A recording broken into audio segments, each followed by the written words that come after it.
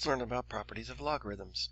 But before we do that, let's review properties of exponents. So remember what happens when we multiply terms?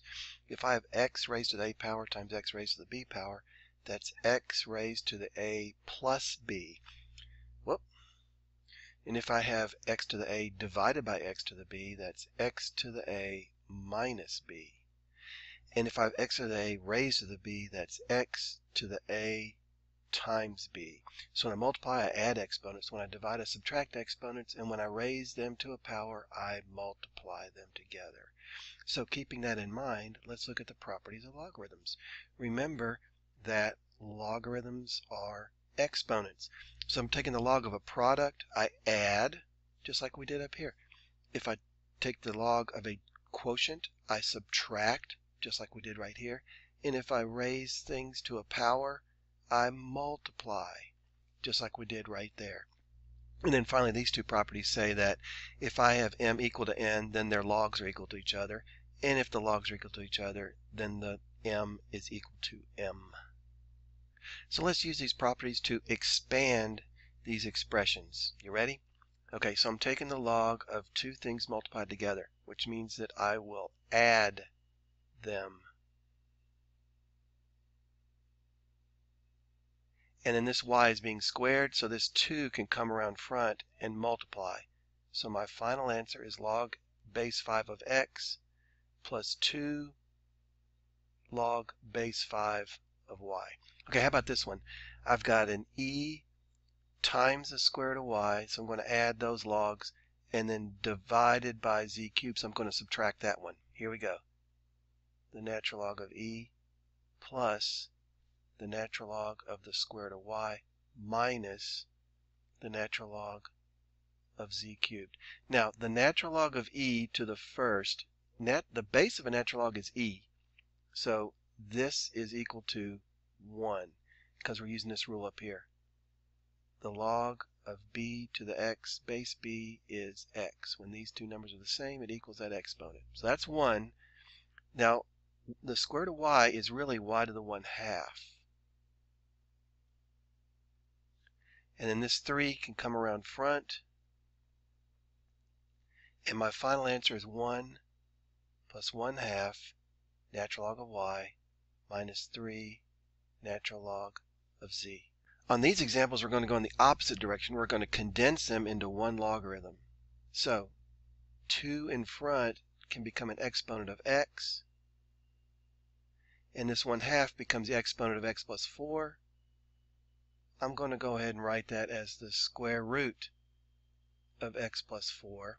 Since I'm adding these logarithms, that means I can multiply x squared and the square root of x plus 4.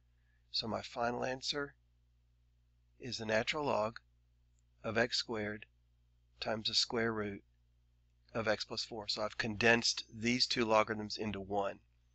Okay, now let's do this one right here.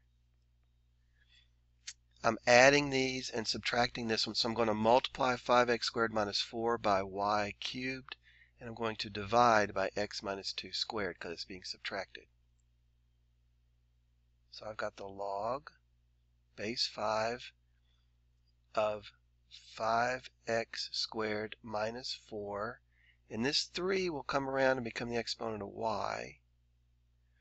And then I'm subtracting this log, so I'm going to divide by x minus 2 squared.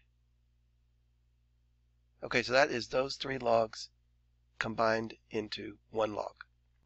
One of the most useful formulas we use with logarithms is called the change of base formula.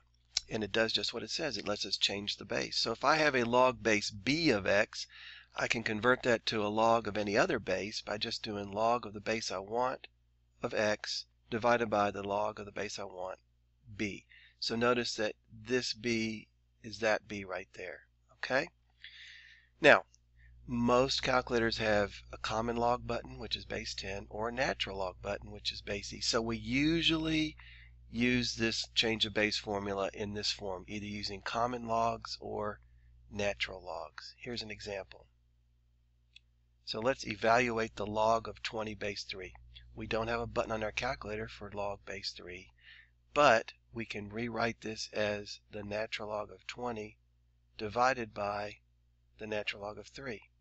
So let's get our calculator up here, and I'm going to go natural log of 20 divided by natural log of 3. Make sure you close the parentheses after that 20. Enter. That's our answer. We can also use the change of base formula to graph logs of different bases.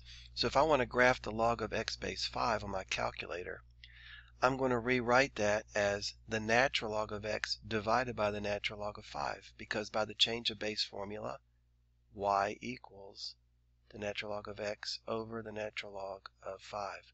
Or I could have done the common log of x over the common log of 5. Either one would work on my calculator. Okay, I've done natural logs.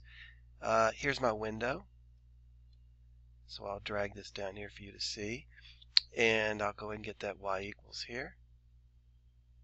And here's the graph.